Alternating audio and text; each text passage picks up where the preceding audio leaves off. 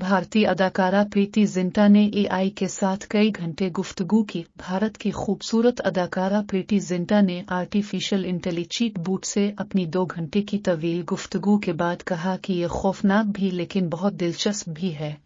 भारतीय अदाकारा ने एक इंटरव्यू में अपना तजुर्बा बयान करते हुए कहा कि एल्विन मस्क की कंपनी के एआई चीट बूट ग्राक 3 के साथ गुफ्तगू की। भारत की खूबरू अदाकारा ने यह भी बताया कि यह हकीकत से इतना करीब था कि एक वक्त में भूल ही गई कि मैं किसी आर्टिफिशियल इंटेलिजेंस से महव गुफ्तगू हूँ।